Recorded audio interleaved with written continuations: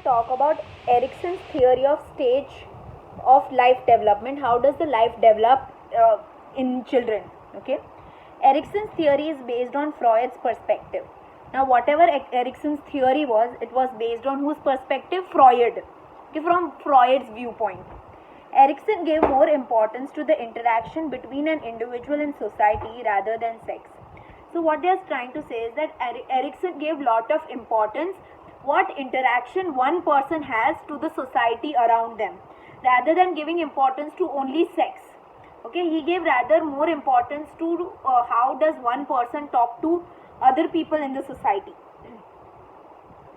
The individual's process of development continues throughout lifetime. So what did he say? That your development occurs throughout your life. Okay. Psychologist Erikson has suggested a structure for understanding the individual's need in relations to the society in which he is brought up. He learns and he contributes. So what are they trying to say is that every individual is born in a society, they develop, they progress in that society, they try to adjust in the society around them, and that leads to their development. According to Erikson, the development process can be divided into 8 stages. So Erikson spoke about 8 stages of development that happens. Each stage is based on various needs of an individual, such as how an individual satisfies its needs, what challenges it faces to do so, and how does it overcome these challenges in an appropriate manner. The effectiveness with which the person faces this challenge decides the development. So what they are trying to say is that in each stage there are certain problems or there are certain issues that an individual faces. How does that person solve that issue? How does the person satisfy their need? How do they progress ahead is something which Erikson's theory talks about. The effectiveness with the person faces this challenge decides its development. How effectively or how much are you able to face that problem and go ahead is something which Erikson's theory talks about. We will discuss the theory of life development stages to understand this process. So to understand this process, we are going to talk about Erikson's life development stages. First is trust versus mistrust. During their first year of life, infant experience the feeling of trust or mistrust. So what they are saying, when a baby is born, it's called an infant. Remember, when baby is born, it is called infant. When baby is in the stomach, it's called a fetus. Okay, when baby is born, it is called an infant. When baby is in the stomach, it is called fetus. Okay, this is to understand, to clear it out. So what they are trying to say is that when infant is born, when a baby is born, the first stage of Erikson is trust versus mistrust. Usually development of trust is based on a feeling of physical well-being and absence of fear. So whom do you trust? Someone whom you are physically close to. Trust એટલે વિશ્વાસ. Okay, so whom do you trust more? Somebody who you are very close to, somebody who is there for you always and who is not absent. હંમેશા હોય તમારી હારોહાર, કોઈ વાર ન હોય એવું ન બને. So who is always there, and who is the person like that? The mother. So that is why the child during this stage only trusts the mother first. Okay, and here the child is not scared of that person, whoever that person is. So what they are trying to say is that here physically you are very attached to that person and you do not experience any kind of fear from that person, and that is the person you trust the most. If parents are alert to the needs of their infant, feeling of trust develops in them. So what they are saying, if the parents take care of the child, if the parents fulfill the needs of the child, then the child develops trust in the parents. Nearness to the parents and their response to infant increases the child's feeling of trust. The fact that the parents are near to the child, the fact that the parents pay attention to the need of the child is the reason why the child is really attached to the parents. As a result, an exceptional that the world is good and appropriate place to live a peaceful life arises in infant, because the child is close to the parent, because the child trusts the parent. The child feels that the world is a safe place, that I am safe with these people. Okay, and these people are my parents. Next is autonomy versus shyness and suspicion. Okay. From the second year onward, the infant experiences the feeling of autonomy of his willpower. Autonomy એટલે એકલા કરવું કાંઈ પણ વસ્તુ. તમે જોશો નાના છોકરાઓ હશે ને એ લોકોને લાઈક હાથે કપડાં પહેરવા ગમશે, હાથે બૂટ પહેરવા ગમશે. They don't want somebody to help them. Okay. So what they are saying, this is the second stage where the child wants to experience little bit of independence. Okay. And over here the child wants to experience independence by the willpower. Willpower એટલે મનથી એને કરવું છે, મનથી એને independent થવું છે. Here the child learns to take care of itself. Here the child learns to take care of this himself. Okay. And even you will see the child will say, ના હું હાથે નાઈ લઈશ, હું હાથે બ્રશ કરી લઈશ, મને આવડે છે. Why? Because the child wants to be independent over here. The child wants to do things on its own. When the child goes to the toilet, the child wants to clean himself up by himself. Doesn't want the mother to help, doesn't want the father to help. Okay. Thus the feeling of independence develops. Here the child develops the feeling of independence. Yes, I can do things on my own. Yes, I can do all these things on my own. It is restrained too much, or it's severely punished. For example, in matter of weaning, toilet training or dressing, or is constantly kept under stress, it is likely to feel shy, hesitant and suspicious. Let's say कि this is the time where the child is trained in toilet, right? કે let's say कि છોકરાઓને ખબર પડે કે હવે મારે bathroom લાગ્યો છે એટલે મારે ટોયલેટમાં જવું પડશે. પણ ઘણા છોકરા એવા હોય જે લોકો બેડ બગાડે. Okay, lot of children during initial years they really spoil the bed. તો એ લોકોને તમારે ટોયલેટ ટ્રેનિંગ આપવી પડે, right? Whether you have to tell the child, okay if you're feeling the pressure, go to the toilet, remove your pants, do whatever you want to do now. Okay, so that is called toilet training. તો ઘણી વાર જ્યારે તમે છોકરાઓને toilet train કરતા હો કે છોકરાઓને શીખવાડતા હો ત્યારે ઘણીવાર પેરેન્ટ્સ બહુ ખીજાય છોકરાઓને, અરે તને ભાન નથી પડતી, આમ આમ આમ. and because of that the child starts feeling very shy, the child feels very guilty, the child feels very suspicious એટલે શક કરવા માંડે પોતાની સેલ્ફ ઉપર, starts doubting themselves that I'm good for nothing, I can't even go to toilet on my own, and the child starts feeling really bad. So the parents should not do that. They should explain the child properly how to go to toilet, how to do susu, how to do potty. Okay, so that is very important. Fine. So they are saying sometimes even while dressing, अगर તમે છોકરાઓને કહો અરે ભાન નથી પડતી, આ હાથ આમાં જાય ને આ હાથ આમાં જાય. So while dressing, when the child, you're teaching the child, be patient with the child. If you're not patient with the child will feel very bad about themselves. The child will feel અરે મને કાંઈ નથી આવડતું, અરે I don't know anything. Okay. Next is initiative versus guilt. In the third stage, when the infant begins going to nursery school, comes out of restricting family environment and interacts with the border of surrounding of social world, thus the child has to face more challenges. Example, while going to and coming back from the school, the child has to bring back the water bag carefully, face the quarrel with other children. The child thus develops the structure of smartness and purposeful behavior in the personality. Therefore, a sense of responsibility, a tendency to take care of its body and possessions, and an inclination to lead and take initiative to solve problems develops in him.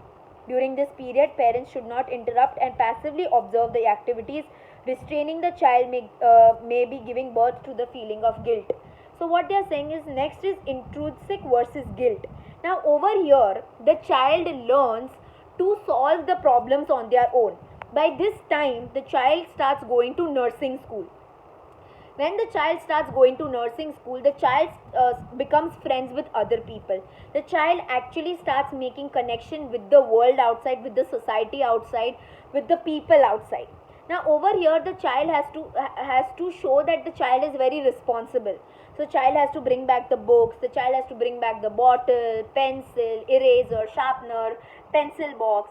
So child has to feel that I am responsible and I have to bring back these things.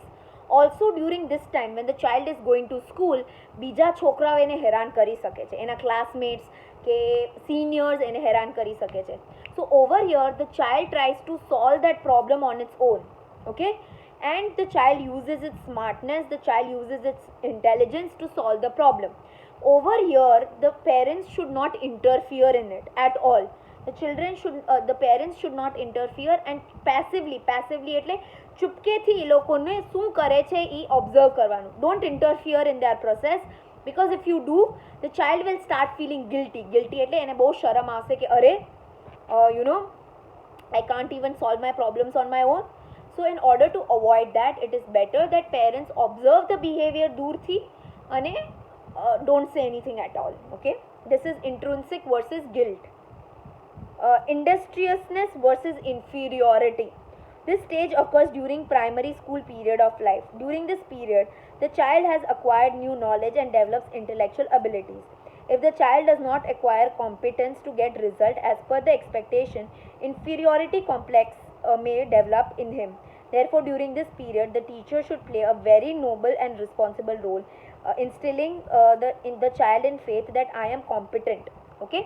So next is industriousness versus inferiority. So what they are trying to tell you in this stage is that now the child enters primary school level. Okay. Now the child learns language, maths, grammar, all these things. So his intellectual or brain abilities are developing. Okay, and over here the child tries to prove that he is competent એટલે he is smart, he is responsible, he is intelligent. He tries to prove that by getting good marks in the exams. Now let's say if the child fails to do that, or let's say the child is not able to do that, the child faces something called as inferiority complex. What is inferiority complex? Inferiority complex is a phenomena where the child feels I am good for nothing, I am not a good person, મને કાંઈ આવડતું નથી, અરે હું તો ભણી બી નથી શકતો, મને તો સારા માર્ક્સ બી નથી આવતા, my parents will dislike me, my parents will hate me. That is called inferiority. When you start thinking very very low about yourself, that is called as inferiority complex. Okay, so what happens generally, this thing happens when the child goes to primary school, and let's say the child is not able to score well in the exams. Then the child feels I'm good for nothing, I can't even score good marks. At this time the teacher plays a very important role. Okay, where the teacher keeps telling the child, we should that કે તારું judgement અમે marks ઉપરથી નથી કરતા, you are a good person, you're good at this, you're good at that, you are competent, believe in yourself, you can do things. It's okay if you're not good in studies, you can be good in sports or music or dance. So over here the teacher has to make sure that the child does not develop this inferiority complex. Okay, identity versus role confusion, which is between 13 to 19 years of age. This is the period of adolescent stage. Adolescence meaning your teenage years. During this period, questions arises as what all adolescents should do, how to plan the future in order to create a distinct identity for self. At this stage, the parents' guidance is extremely important, as parents being experienced and wise should suggest various roles available to adolescents and the effective ways of playing such role. So what they are saying is that this is the time when the child is in the teenage years, that is between 13 to 19 years. Here the child tries to understand who am I. Okay, what should a teenager do? Okay, what should an adolescent do? What should a teenager do? Okay, and here the child starts making plans about the future. Okay, after 10th I am going to do this, after 12th I'll do this, after this I'll do this. So over here the teenager starts making the plan about their life. Other thing is that they try to be different from others. Okay, it's all of us have gone through that. We all want to be different from others, and sometimes when people say, you always tend to say, what, I'm different, I'm a very different person. So over here teenagers try really really hard to show themselves that they are distinct from others. Distinct એટલે they are very different from others, that their identity is totally different. This is something which teenagers try to do. And here they are saying that the parents' guidance is very very important. They have to give right advice to the child. Should they suggest various roles available to adolescents and effective ways of playing such roles. So over here the parents try to explain the child what different roles the child can play, meaning, oh, you know what, you're good at sports, so try in sports. Oh, you're good at this, oh, you're good at that, oh, no, you're good at studies. So here the parents play a very important role in guiding where the child is supposed to go. Okay, so the adolescents experience less confusion selects the right way and develops a desirable identity. So it is the role of the parent to make sure what the child really wants and to guide the child and to advise the child, because if they don't do that, the child will be very confused. Arey, what should I do? Should I take science? Should I take arts? Should I take commerce? What should I do? I don't know. So child might develop lot of confusion. So in order to avoid that confusion development, guidance from parents, advice from parents is very, very important. Okay. If this does not happen and the adolescence fails to develop its identity, then it remains confused for the various roles and becomes an indecisive in nature. So what they are saying, if by this time the child is not able to identify who they are, what they are actually good at, then they will remain confused all their life, and they will not be able to take proper decisions till they are living. Okay, so it will create problems. Next is intimacy versus isolation. This is the period between 20 to 30 years of age, that is the adult age. This is the early adulthood or youth. Because of interactions with various individuals, the person experiences a conflict between a feeling of intimacy and feeling of isolation. The person tries to develop intimate relations with people other than family and raised to maintain healthy relationship. If the person fails on doing so, then the person feels isolation and becomes rooted. So what they're saying, this is the period between 20 to 30 years of age, and over here the person starts making connections with other people. It's not their family. Okay, it is, they might become friends with someone on social media, or they'll try to make connections with someone. So, or wherever they are working, they will try to make friends with someone. So here they will try to make relations with people in the society. Okay, and why? Because the person doesn't want to remain lonely in their life. We, all of us want friends, all of us want connections, right? So over here the person tries to make connections with people in the society, with everybody in the society, and if they fail to do so, they face something called isolation. Isolation meaning they feel very lonely, they feel alone, and they are saying that in order to avoid this feeling of loneliness, in order to avoid the feeling of being isolated or being all alone, it is very important that the person makes contacts with the people around. Productivity versus stagnation. In the middle age meaning 35 to 40 years of age. Okay, in the middle age, the person tries to become stable in his occupation and also develops a steady relations with youth and peers and makes his life purposeful. But if he fails in this attempt, he stagnates and becomes passive. So this is the middle age, between 35 to 40 years of age. So over here the person tries to remain stable. Stable meaning like in getting proper job, having good relations with youth, having good relations with peers. Peers meaning friends. Having good relations with friends, having good relations with family, having good relations with wife, having a good job, doing well in job is something which the person requires at this stage. Okay, and they try to make their life purposeful. Purposeful meaning having some purpose in life, having some aims, objective goals in life. This is something which the person aims for. But if they fail, they experience stagnation. Stagnation એટલે કામ ના ખાતર કામમાં જાઓ, passive રહી જાય, એટલે વધારે વાતચીત ન કરવાની, એકલા એકલા રહેવું. That is something which the person faces. That is called stagnation. Congruence versus despair. During this stage of late adulthood, meaning after 40 years, person retires from the active life and tries to evaluate the life lived by him so far. So over here the person retires. So this is after 50, that is between 60 to 70, 80 years of age. And over here the person tries to judge their life. How have they lived their life? Did they live the life they wanted to live?